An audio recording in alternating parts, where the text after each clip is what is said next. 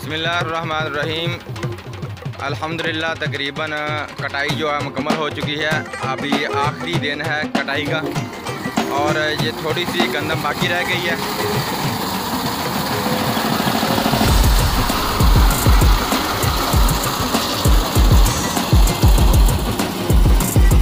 Video आपके साथ share करने का, दिखाने का मकसद ये है कि आपको सिर्फ ये चीज़ दिखानी है।